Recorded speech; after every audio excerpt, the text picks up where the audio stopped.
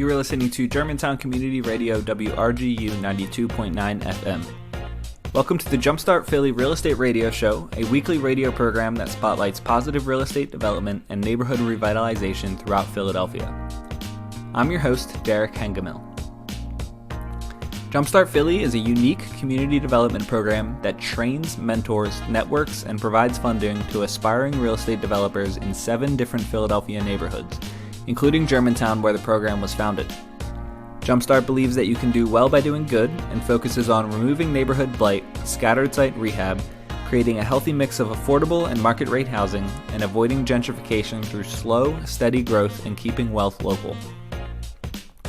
Interviews are conducted during Jumpstart Germantown's weekly JUMPinar series on Monday nights at 7 p.m. held via Zoom webinar. For more information about these events, check out the events page at jumpstartgermantown.com/events. This week I'm having a discussion with Rodney Ross, who is one of the partners behind the Osage Pine Project, which focused on the redevelopment and revitalization of 36 row homes that were involved in the 1985 move bombing in West Philly. This case study serves as our introduction to larger, more complex development, and I hope you enjoy it. Be sure to check out the podcast version of this program at jumpstartgermantown.com/media. I'll introduce Rodney here, and we'll get started with the discussion. Rodney, as I mentioned, has a broad array of real estate experience in the industry, and he is one of the founding members of Limitless Real Estate, which is a sales and development team specializing in working with home buyers and sellers in the greater Philadelphia area. He is a partner in AJR Endeavors, which is a partnership focused on the redevelopment and revitalization of 36 row homes that were involved in the 1985 move bombing in West Philadelphia, this is surmised in the project called Osage Pines. He has discovered his passion for real estate during his time at Drexel, when he purchased his first investment property in 2009, and after becoming a licensed real estate agent, he developed an intimate knowledge of how to make successful real estate investments, helping his clients make over $1 million in estimated profits. And he focuses on building a team of successful realtors at Keller Williams and organizes development projects and building his investment portfolio. So it's my pleasure to introduce him. Sorry, that was such a hectic intro there, but it's good to see you tonight, Rodney. Thanks. You made me remember some stuff that I haven't thought of for a while. There you go. That's always what happens when I read the bio. People are like, oh yeah, I did do that. Mm-hmm. Yeah. So thanks so much for joining us tonight. Like I said, we're going to be talking about a project that you were involved in called Osage Pines. The first thing I want to ask you, before we talk about that project in specific, your bio said that you discovered your passion for real estate during your time at Drexel when you were in college. How did you discover that? What was like your opening into the real estate world for you? Yeah, like I was telling you a little bit before we hit the record button, I started Drexel for like engineering, so I didn't really know what I wanted to do. Like I graduated high school in 2007, had no idea what I wanted to do. All I knew I was good at is that I was good at like math and science. So my dad went to Drexel, my brother went to Drexel, so I'm like, all right. I applied to Drexel and Temple and got in. But like by year 2, I wasn't really feeling it because engineering classes are great, and but I wasn't really sure if I wanted to keep paying. Back then it was only like $33 a year, but that's a lot of money to pay for a 5-year college, right? Now I think it's like $40-50 a year. So basically my first co-op, I decided to do something different. I went to France, did a whole thing. Since that worked out and they allowed me to do that, even though I was an engineer, the second one around, I had moved in this house with a bunch of roommates on 35th Street. So it was a house there were 7 of us, and my roommate, one of my good friends still today, the guy who got me in real estate, his name's Matt. He kind of opened my eyes because he was, mind you, like my mom's worked as like a receptionist most of her life and a little bit of schooling, and my dad's been a programmer. So I haven't really been exposed to like business and entrepreneurship, and most of my family is they're also they work. And I moved into this house, and then like within a couple of weeks, basically my friend, he's like, he was 2 years ahead. He was studying business, but he was selling houses in the meantime. So I asked him questions every day, and I realized like he made more than both of my parents while he was a senior full-time student in school. And he happened to hook up with some investors. He was selling them houses, and then they were flipping them, and he was really sharp. So once I heard that, I was like, what? I didn't even really compute. And he gave me this book called Rich Dad Poor Dad. So that's where it all started. I feel like Rich Dad Poor Dad starts the momentum for a lot of people. So basically, I'm kind of a high risk, not high risk, but like ready, fire, aim kind of personality. So I like to jump into things. So I was working my first co-op as a surveyor for the city. So I would walk to the trolley, take it down to 65th and Woodland every day. Mm-hmm. And I read this book, and then I immediately decided to quit my co-op job. That's how much like it was so impactful. I'm like, this is crazy. Like I have to do this real estate thing right now. And I told my boss I was going to quit my co-op job. So I'd save up a little bit of money, like $8,000 or $9,000, which I saved up through the co-op and borrowed from Drexel, mind you. And I started just talking to anyone I knew. And basically this first house that I bought back then, my boss, since he figured out that I was serious about quitting, he actually put me in touch with a guy who we did a survey for, who owned houses in Southwest Philly. And I just tried to put it together. I'm like, all right, well, cool. Maybe I can buy one of his little houses, and that'll be the start of it. Long story short, it didn't really work out so great. I basically gave him $8,000. He deeded me the house. I didn't get title insurance. I did a lot of things wrong. But the one thing I did right was I put it in an LLC. So like none of the back taxes or anything showed up in my name. And basically like the plan was the Section 8 tenant that was in there paying like $795. I was supposed to transfer that to me, and it would be good. And his payments were like $500, and it would start going. That never happened. I ran out of money. Like I spent like $2,000 trying to fix it up with my uncle. She stole everything. Like everything went wrong. The tenant ended up dying in the house. And then I was like, oh my God, mind you, I'm like 19. I didn't know what else to do. And I ended up giving the guy the house back, and he gave me $1,000. Actually, $950. This guy is like such a crookster. He took away $50 when I was giving him the house back for transfer tax. But long story short, that's how I got started. And then I figured after I lost all that money, I was like, all right, let me take a step back. I'm gonna try and do what my friend's doing, which is sell houses and work with other people, learn from their mistakes and their successes, and then I can get back into investing once I save some money and like know more. So wow. That's the long and short of it. Yeah, that's a lot from like you said, your first like into the opening door of real estate to that situation. That's a big first step. What happened between then and when you got to work on the Osage Pines project? Like, where did you kind of go from there? I guess what I'm really asking is what point of development were you at, or what scale of development were you at prior to getting involved at Osage Pines, or just prior to it? Mainly just single family and duplexes. Like after I graduated in 2013, I was selling houses, paying off student loans. I had bought like a couple places in 2014-15 that I managed to like finagle myself into with no money down, and sold those and paid out loans. And I had just formed, before we did the Osage Pine, I had just formed my other partnership with my partner, Steph. And we had bought maybe like 2 places or 3 places, but it was I was the basic, hadn't done anything but a 2-bedroom or a 3-bedroom house in West Philly. And then that project happened to come around. Right. And I know the Osage Pine Project isn't technically commercial real estate development. They're all single family residential. I'm assuming they're all RSA zoned. Like that's still a huge jump up from, like you said, like duplexes or RSA homes to going, oh, here's 36 homes we need to redevelop.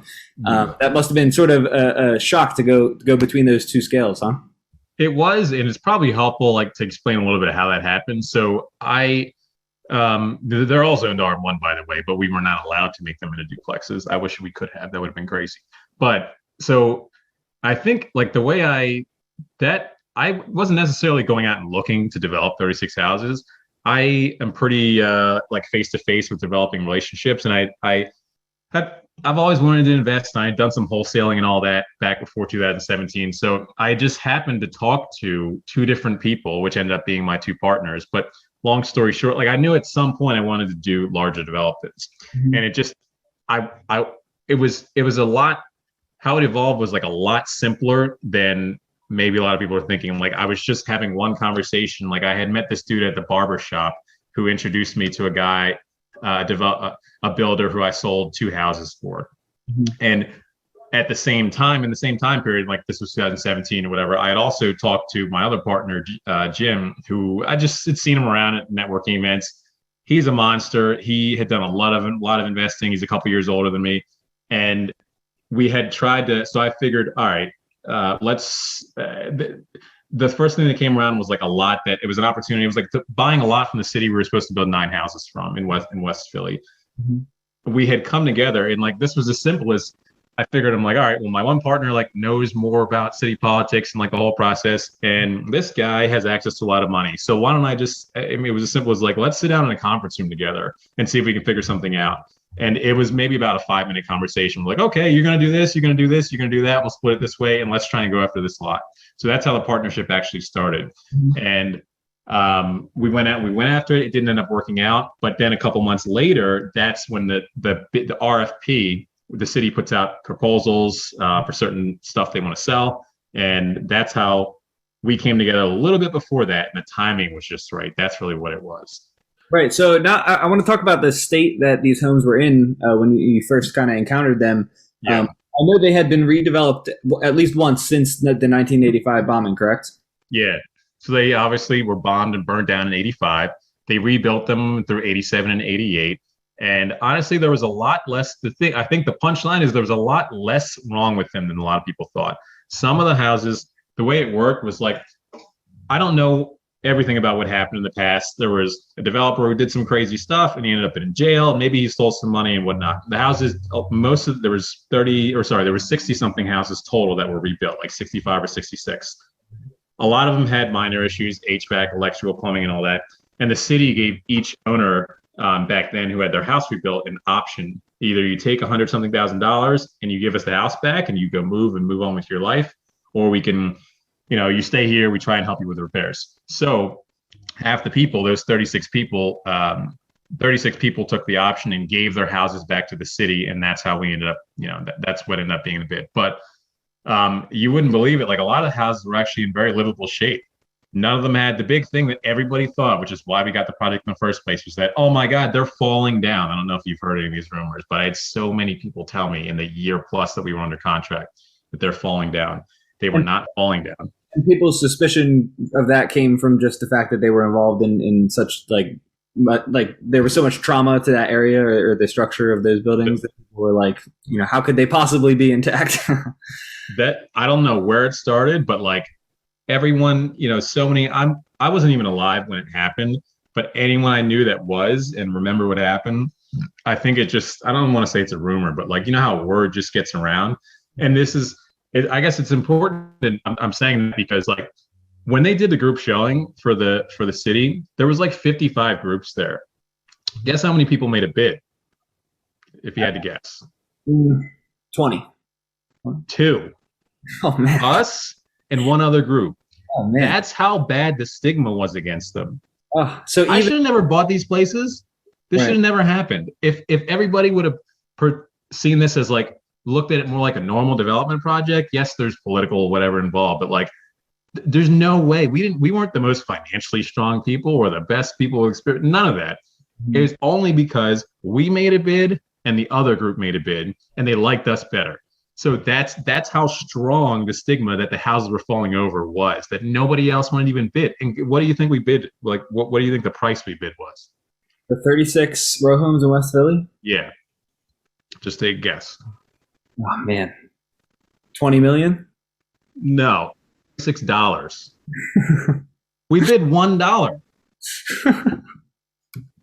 Man, it's because there was we weren't really sure whether we were going to make money. It's like we figured all the houses are more than 2,000 square feet. So a couple years ago, now West Philly's on fire, but we didn't know whether some did have structural issues, but because of roofs caving in, we didn't know whether we were going to spend 150 or spend 180 and only sell it for 200 or 220 or 230. We weren't really sure. And so that's why we're like, all right, with knowing all that, plus the political risk, plus the what if something crazy happens that's not even, what if someone tries to burn them down again? Like all the things we thought we could go through. That's why we bid. It only made sense for us to take the project, like with them just giving us the land, because there was extra money outside of what we had to spend rehabbing the houses that we had to spend Right. money putting back into the community, the art project, all sorts of other stuff. But the point is, like, we never, if more people had bid on this, we never would have gotten it. Mhm. But we just kind of looked at it logically, and even I didn't even believe it at the beginning. I'm like, do we really want to do this? But honestly, I was probably the one convinced out of the one that they had to convince out of all three of us to go for it, and we did. So it sounds like the difference between you and those 50 some other people who toured the property was that you guys saw it as a good investment opportunity rather than the kind of the story or the rumor around town, right? You kind of looked at it plain and simple as they were reading too much into what the word on the street was, right? Yeah, it was mostly that, and I mean, yeah, I guess it was mostly that, and like, I think that we ended up being a good group that, like, the city, from what I believe, wanted somebody that could like relate to the people in the community and on the block and all that. And we were able to show them like the track record between all of us. I didn't have a big track record, but my other partners did. So we were able to just basically show them like, hey, we've done all these things. And I think just there was a lot of meetings. We were under contract for like 13 months. So like this didn't happen quickly. First they sat us down and asked us all these questions. Then we met them again. And then we showed them every other project under the sun that we're working under in different stages. And then they felt more comfortable. And then we showed them all the financials. And we had to raise money from a guy and show them bank statements. So like we went through a lot of what's similar to like a commercial project, actually. Which, yeah. So tell me about that process. Like when you were talking with the community and when you said you had these meetings where you're just getting grilled with questions, what really were, where do you think those people were coming from? I mean, obviously they care about their community and everything, but what were you trying to prove to them? Like what was both parties' goals in that conversation, I guess, to prepare people, who have really only done a row home, not the whole neighborhood's not going to get into a Zoom call for a single row home, in West Philly, but for a huge project like this, it brings a lot more attention. So what should people focus on in that dialogue? Like when talking to the community, you mean? Yeah. Like what's the goal of that? What are you trying to convey? Like, it's simpler than I thought. So it's really the simple, like, number one, it's like, we're legit. Okay. I was the one who had the least experience out of all three of us, but between us all, we had plenty of experience with rehabs and new construction of single family, multifamily. So number one is we're legit. Number two is we're actually going to put a decent product there. And so we had to do the renderings and all that and show them exactly what we think the house is, some really nice renderings, some design blends. And we made a website and did all this and we showed it to them. Like, these are what the houses are going to look like. So it's going to be a lot better than what was there before. And number three is like, we had to show them that we're going to at least put the effort towards seeing if anyone in that community is able to buy first. It didn't end up working out that way, but like we reached out to pretty much everyone around on those couple of blocks and their family and all that to see if we could get people financially ready to try and buy one and take most advantage of the project before we market it to anybody else. And that was also a requirement by the city. Okay. Yeah. So it was mainly those three things. And just talking with people wanted closure, I think, is the biggest thing that I heard. They didn't want, like, the emotion. There was a lot of emotion to some of these meetings, like people crying, thinking about what happened in the 30 years they've been living on a blighted block that had, that literally more than half the block was blighted. So I think a lot of people just really wanted to be heard. And it's nothing different than what, just having a face-to-face conversation with somebody real that they actually can trust. And that's literally what it came down to, if that answers your question. Yeah, no, it does. So I want to talk a little bit more about like this in terms of a larger project and how it's different from those smaller ones. Is this as simple as 36 single family row home rehabs times, one single family row home times 36, and that's like basically your budget? Is it as simple as that, or was there more overall strategic planning? Somebody in the chat just asked, why wouldn't you consider this a commercial project? And my answer would be that it's not zoned commercially, but this sounds like it's at that scale where it's so big that it's not as simple as just copy and paste for each unit. Yeah, I guess you're right. It is, like you said, I only think about it as residential because it's 36 houses. It's not an apartment building or a mixed use building or whatnot. But it's similar in a way, to a building. First of all, the numbers are really big. Like it was a $7 million project, right? Total. At least that's what the total sales volume of all. It was more than that, but somewhere around there. And when people hear that $7 million, they're thinking like a huge high rise. Well, they are, but let me. I think hearing some numbers might demonstrate this. So, like when you buy it, I'm sure most people on here probably bought houses, or you're teaching them how to. Generally, I think like if you're buying a house for 50 grand and you're going to rehab it for 50 grand and it's going to be worth 150, 180, whatever it is, you probably need about very generally, you probably need about a third of the whole project cost, right? That's what I usually benchmark. So if you're probably going to need 50, 40, 50 grand, whatever it is. It's kind of similar for a commercial project, except the number is bigger. So like the total amount, let's just estimate it was 200 grand a house. It was a little bit less than that, but times 36 houses. So yeah, $6-something million. In this case, since the purchase price was lower, like this is how we kind of broke it down. Since the purchase price, normally we might pay 20, 30, 50 grand per shell, right? So the purchase price might be, what's 50,000 times 30, 1.5, right? So normally it might be like 1.5 purchase and like 5 million rehab, and then it's worth whatever.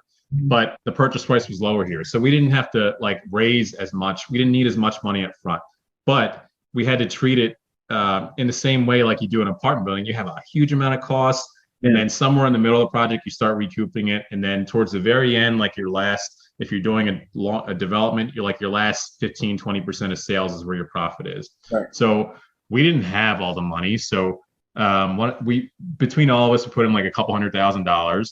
And then we had one guy who put in like 1.2 million, just a guy who I didn't know him, one of my partners knew him. And then we had a revolving line that was just leaned against everything for like 700-ish. Okay. So between all that, we had about $2 million to work with. Right. All right. And that got us through. The way we like broke it out was we split it into two parts because there was two blocks. There was 19 on the first block, 17 on the second block. So with that upfront money, we basically ran through, we closed up we demoed and got all the windows and doors and all that in for the first 19 houses, which probably cost, let's say, $500,000. And then we finished them 4 at a time. Gotcha. So, and then that's how we kind of like paced. So we didn't have to spend all the money up front. We were able to make sure we had sales volume, finish 4 and then get them under contract. And then the next 4 already roughed in, but let's finish them up. And then literally that's what we did. Yeah. And that's different than an apartment building where you would, have the entire, all units ready at once to go hit the market at one time and kind of market as this new, apartment building, right? Exactly. Like you have a lot more. You pretty much have to spend almost everything before you're able to start recouping or refinance or whatever. If you're just tuning in, I'm speaking with Rodney Ross, one of the partners behind the Osage Pine Project, which focused on the redevelopment and revitalization of 36 row homes involved in the 1985 move bombing in West Philly.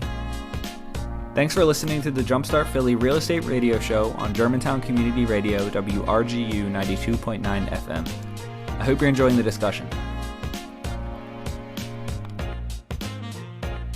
So, and how about like, for like the labor and materials side of things, were you using the same, contractors for every house, or was there, discussion about, where that labor comes from or the material? Yeah.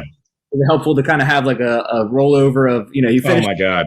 You got the next. I'm telling you, by the time we were like, I kind of gained some confidence by the time we had like closed on this and we're rehabbing it. And I probably bought like 6 or 7 houses and duplexes. And I had like 3 or 4 rehabs going on separately. This whole project was easier than all of those. Like the framer, you get more loyalty when guys are working for. We had to switch a couple times. We moved through maybe like the first electrician didn't work out for the whole project. The first plumber didn't work out for the whole project. The framers pretty much worked out for the whole project, but like they were working for like almost 2 years. So yeah, instead of paying a framing guy 15 grand to, frame a triplex, that whole crew made like $500,000. So it was a lot easier calling guys back, keeping them accountable. Like, just like you said, it's not complicated. It's just, you meet every week, you figure out where we're at. Okay, cool. This is what I owe you. All right, what are we going to do next week? All right, cool. And I'm going to owe you how much next week? All right, great. and I'll see you next week. Yeah, sure. Yeah, I mean, it makes sense that once you scale things up, it's like there's this consistency that comes with it that makes certain things you would think about that were so hard when you're doing it on an individual level that just get cleared up like that. That's cool to hear. Yeah.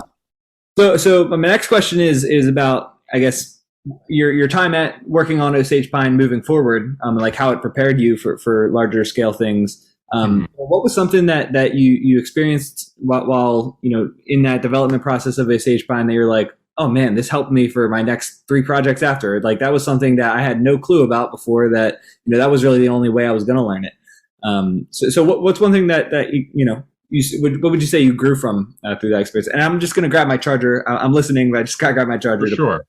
So there's a couple things. The first one that comes to mind is that these big projects and all that, it's not as complicated as I thought when, as long as you're prepared. So like, I had this image of like what raising money was like. I thought that you set up a meeting and like put on a suit and like do an Excel spreadsheet and print it out and like put up a PowerPoint.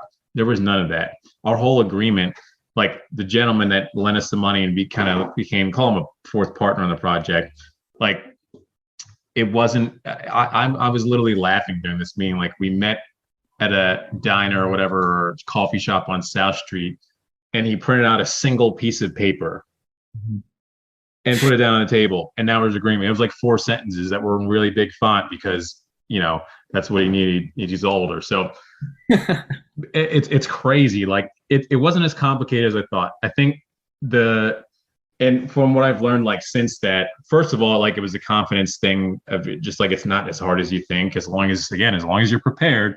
And I've spent a lot of years like crunching numbers and learning about construction and figuring out what the real costs are and figuring out what the risks are and figuring out what stuff's really going to sell for and rent for. As long as like you do your preparation, when something comes at you, it can come together a lot quicker than you thought. So like that was number one. And then what lenders look for, because like some of the lenders, or the lender that we used on that project, I borrowed a lot of other money from, like probably another $1 million across some other projects.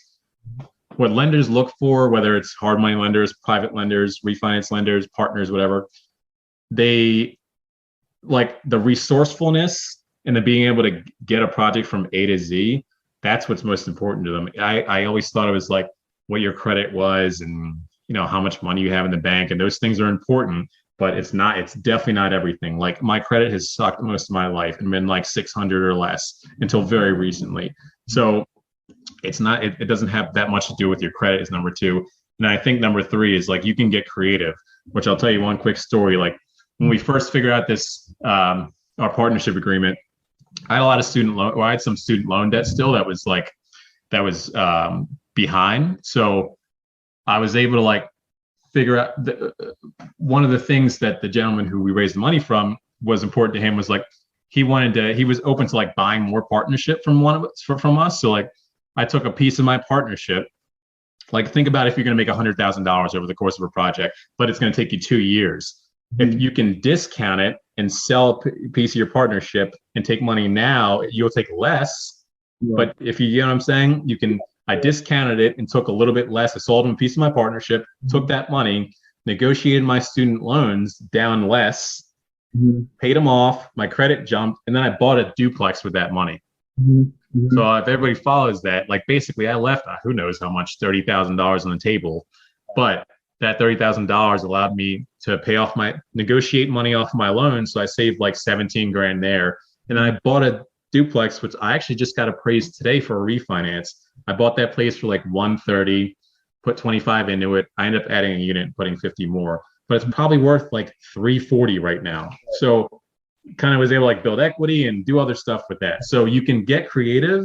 And I didn't have a lot of money when I was doing any of this, but you can get creative and figure things out. Yeah, I like that idea, that getting creative, because I think that is one of the differences. Like when you're working more on the back end of like thinking about all your projects in one big chessboard, rather than when you're first starting and it's your first project and you're like focused on how am I going to get this drywall. It's like I guess it wouldn't make it's kind of weird how once things get more complex and you're doing all these projects, like it comes easier to solve your financial problems a little bit, even though you're working harder, right? Yeah, I like getting creative. Sometimes. Yeah, sometimes. It definitely can feel overwhelming sometimes, but Oh, sorry, I think my camera froze you there. Yeah, you froze for a second, but just saying it can feel overwhelming at times, and like I didn't come to how to figure that out like just on day one. Like I've been reading about people doing creative stuff for a long time, but I just learned how to be like resourceful, and I recognize that opportunity. As soon as you said that, I was like, oh shoot, if I do this and then pull it and pay that and then do that and like just work on the puzzle pieces, and that definitely worked out. And that's something that you can only do with bigger projects. You can't do that with like one single family rehab. You could, but the numbers would just be a lot smaller. Right. Okay, so just a little bit more like moving on from Osage Pine. What were your next couple projects? What are you doing now? Have you moved away from residential rehabs, or are you doing commercial development? We are just like literally like starting that right now. Cool. I don't want to buy any more houses right now. I love buying houses. They're great. I'm finishing up a couple. We're finishing up a couple triplexes, a duplex, a couple houses right now. But I'm selling off some things. Like we have 2 listed. We have 1 more coming up, actually 2 more coming up. And then we're moving on to like, so I bought my first lot. I haven't built anything yet. So we're building our first, it'll either be 8, most likely 8 units in West Philly, and just looking for bigger stuff. It's kind of hard to find because the construction costs are so high these days. The land costs are so high. Like even if I did a pro forma today, it's like, even though we bought this land for so cheap, it's almost free. It's like the numbers still almost don't work, which is crazy. Right. But that's what we're working on. Like I know it's going to be a long road and it's stepping way out of what we're comfortable with, but I think it's just, it's taking a step back to take a couple steps forward, because when you hit a double or a triple doing a 20 unit, you won't make $300 or $400 a month. You might make $3,000 or $4,000 a month, or $2,000 or whatever. But it only takes a couple handfuls of those, as opposed to like having to own. I just did this like this week. We're like, we have to own 100 houses to be able to, because houses don't actually make as much cash flow as you think they do. When you look them over a long term, every 3 or 4 years, something happens. Your roof goes and your hot water heater goes, or something, and then all of a sudden you spend $4,000, and then there's your profit. So right, so that's what we're doing. Easier to have less of those roofs to fix, right? Yeah, roofs to fix and more per each one. Cool. I got one more question here, but before I ask it, I just want to remind everybody that we're going to do a brief Q&A session here in a couple minutes. You can type questions for Rodney in the Q&A box here. Just go ahead and type them in, and I'll ask them to him in a few minutes. I see there's a couple there, so thank you guys. The last question I want to ask you, Rodney, is just sort of just pointing to your advice to people on the call right now. For people who are looking for opportunities such as Osage Pine, or like, these kind of unique introductory larger scale projects that they can get involved in. It sounded like your strategy was just to look at what the city was selling and make a bid and just go for it. But do you have suggestions of where people should look, or where they should keep their eye out to seek out these opportunities? And I guess I'll let you have one follow-up question after that. So sort of not really. Like we weren't looking for this project. We really weren't. It came, one of us was on the email list for the city, and that's how we heard about it. So I think focusing on being ready and really being ready, like really, really being ready, and having everything lined up and all your relationships and all that. And then just, I don't know anything other than like I generally like to like one-on-one, whether it's phone calls or in person or whatever. Like, just if you're looking for bigger projects, then like find some commercial realtors and find a way to actually like add value to them and have them want to take your phone call. That's what I focused on. It sounds really airy-fairy, but like I think just learning how to have conversations like the right way, where someone is actually going to want to take your phone call. And like, you're not calling them and asking for something all the time.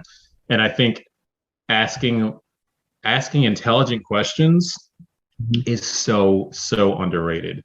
Yeah. Like people, I think you can gain respect with people based on the questions that you ask.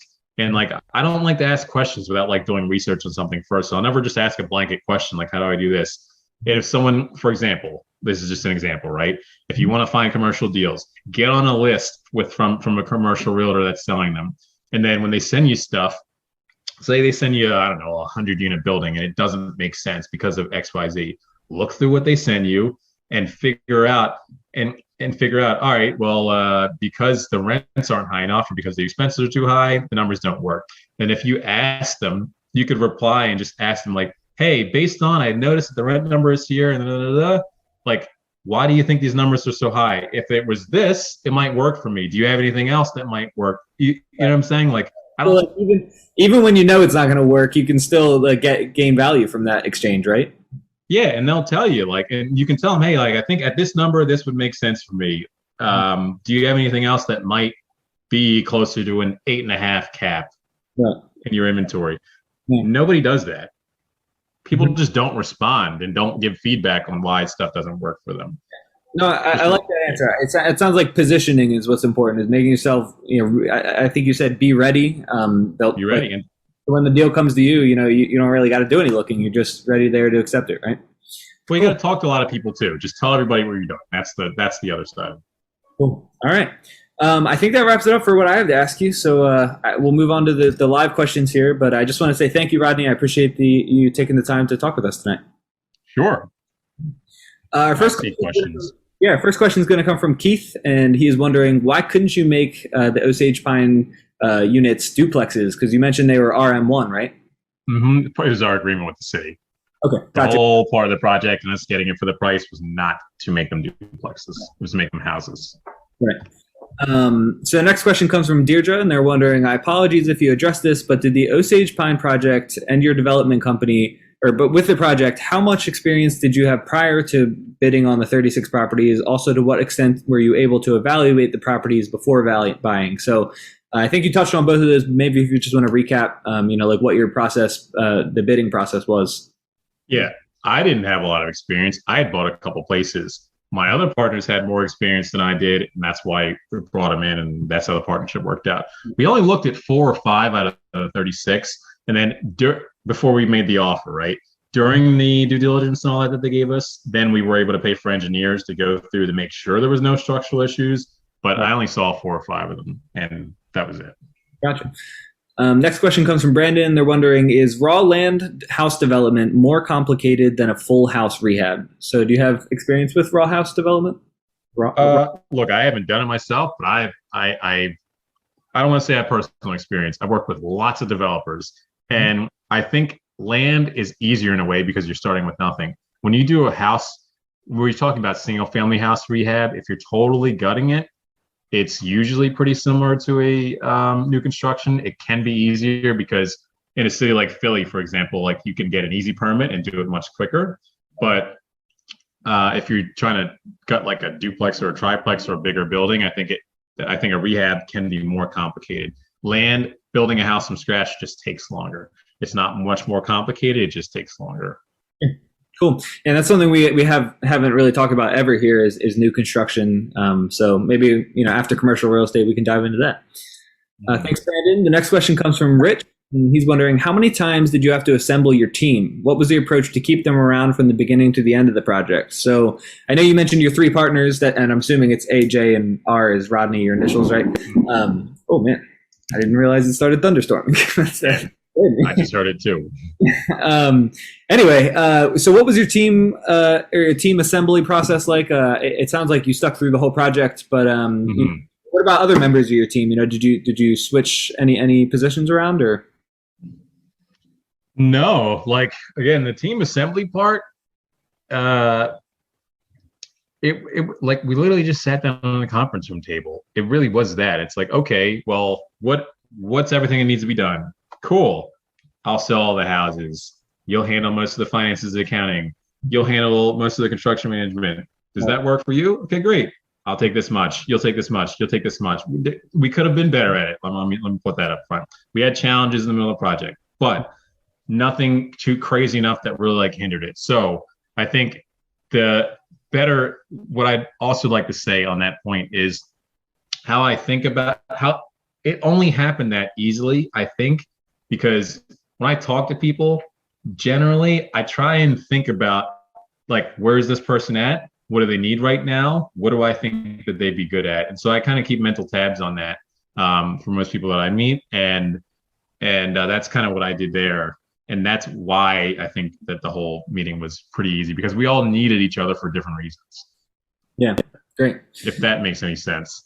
Yeah, that makes sense. Yeah, that makes sense. I think, probably where some problems come up is when you get too detailed about that and you write like 30 pages about what everybody's gonna be doing, and then that doesn't work, and it's like a hell of a lot more to change it than it would be to just Yeah.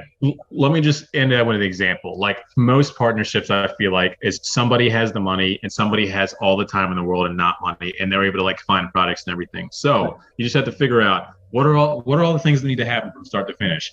I need to network with lenders and all that, and contractors. I need to help finding the deals, and then project management. So like usually the person without the money say, hey, I'll take a third of the project and you take 2/3 of the project, person with the money, and I'll do everything. I'll find the thing. I'll handle the process with like getting the hard money lender together. You're going to put up your credit and the money, and then we're going to buy the place, and I'll manage it, and I'll take a little share, and you'll take most of the share because you're taking the risk. Like that's the way I think most of the time responsibilities end up sharing out, but don't overcomplicate it.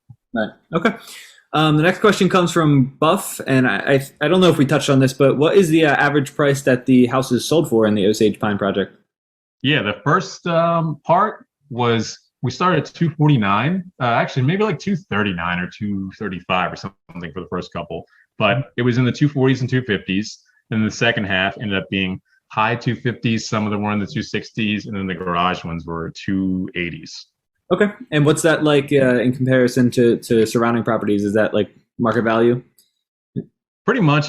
We did set a bar, but it wasn't really that much higher than the bar, like the dollar, let me call it the dollar per square foot in the area. Like there weren't a lot of houses that were 2,000 square foot around there. There was a lot of houses that was, and this is again, this was actually part of our due diligence with the city, because they wanted to make sure that we were actually going to be able to like get through this. Yeah. So I had to print all the comps and all that and go over them with them and show them. It's like, all right, cool. There's a 1,500 square foot house that's sold for 180. Mm-hmm. That means a 2,400 square foot house can probably sell for like mid twos, just if you do the math. So that's kind of how it worked out. Cool. Next question comes from Z, and she's wondering, or they are wondering, what are some examples of failure you experienced, and what bounce back strategies did you employ? That's a good question. What, was there anything that really went terribly wrong in the middle of the project, and you came back from it? I don't know if I would say terribly wrong, but I mean, there was always challenges with the construction, like having framers, paying them per day instead of really like having them go for some of the houses, having them go in, give us the price to reframe everything and then stick to that. So we overspent on some of that. Some paying guys a little bit too much money, so we got ahead of them, so that they had been paid for work they hadn't done yet. Right. And other than that, just not delegating stuff. Like once it got into the middle, sometimes our superintendent was reporting to like all three of us on the same thing. And that's a problem. It's like not sustainable. So when there was issues, or we had sold somebody something and there's a punch list that needs to be taken out, like the homeowner sometimes had 2 of our phone numbers or 3 of our phone numbers. So that gets real confusing real fast. Right. Okay, cool. Next question comes from Buff, and they're wondering, is there a per square foot new construction cost that you can quote for those projects? An estimation's fine, but on average, what was the construction amount for these projects or for these houses? I think generally it's crazy to say this, in the low end, I feel like you're at 140 or 150 a square foot, and it just goes up from there. So if you work your math backwards, like if you're building in an area that you're getting rents that are like 1,100, 1,200, 1,300, like unless you're doing a lot of units and getting your land for cheap, the numbers just are hard to pencil out. And that concludes my discussion with Rodney Ross, one of the partners behind the Osage Pine Project, focusing on the redevelopment and revitalization of 36 row homes involved in the 1985 move bombing in West Philly. The interviews on this program are recorded during Jumpstart Germantown's weekly JUMPinar series, which take place via Zoom webinar every Monday night at 7 p.m. And if you'd like to participate in the live Q&A with our guests, be sure to head to jumpstartgermantown.com/events and register for next week's JUMPinar. And if you're interested in starting a Jumpstart program in your own community, visit gojumpstart.org and see our how-to guide and open source training workbook. Thanks so much for listening to the Jumpstart Philly Real Estate Radio Show on Germantown Community Radio, WRGU 92.9 FM. Be sure to tune in next week.